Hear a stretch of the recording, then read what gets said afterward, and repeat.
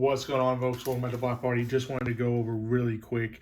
Really want to make this brief. We have the Marantz NR1403. This is a 5.1 surround sound home theater receiver with 6 HDMI inputs, including a front panel port right here, and 50 watts per channel, which I've seen this rated in a bunch of tests if you go online, and this thing performs really, really well. We set this up in our own 5.1 setup in the back. I'll flip it around, I'll show you the connections, and it does great. At first I thought we were having an issue with one of the channels.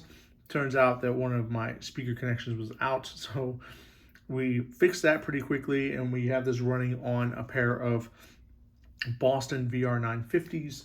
In the back, we have Paradigm, their ADP 150s, I want to say, is what they're called. They're like they have a dual speaker design, one on each side. So we've got those in our back. And then we have our center channel is a Polk speaker, a Polk center channel, TSX something, it doesn't matter. Really nice sound center channel. And then we're testing out this Cambridge audio. The Polk center channel is also going to be available on our store. This Cambridge audio is also available on our store. We have a Cambridge 10-inch subwoofer, down-firing subwoofer.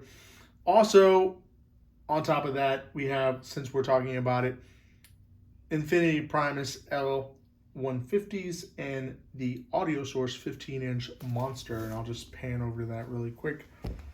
As you can see, that's the Cambridge 10-inch. That's the Audio Source 15-inch. That thing is awesome. I mean, it cranks.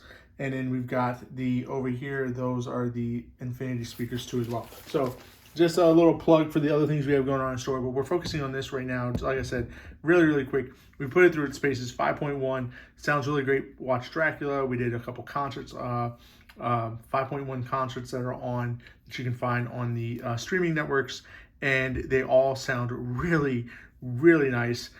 Puts out a ton of power. We didn't feel really a lot of distortion at all. We cranked it up really loud. Had the neighbor come over and ask if he could join us, and what do you know? We had a party going. So again, this has got a lot of options. This does not have a remote, but as far as connecting, you can connect on the front, and like I said, there's 5 more on the back as well. You have headphones. You can set up it. You should get the Audyssey mic for this, so that's where that goes to do room correction and calibration and all that good stuff.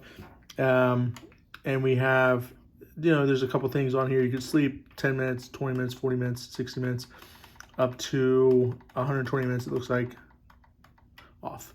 Preset channels here, display, auto display off, status, signal, we got it in Dolby D, format 3.2.1. So there you go, 3 in the front, 2 in the back, 0.1 on the sides,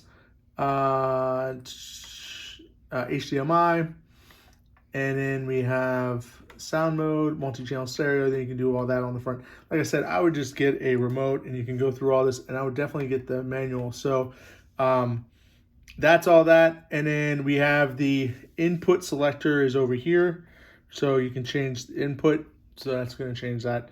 We've tested all the inputs on here. All of them work. Should be able to do that. Let's flip this around and see how it looks on the back.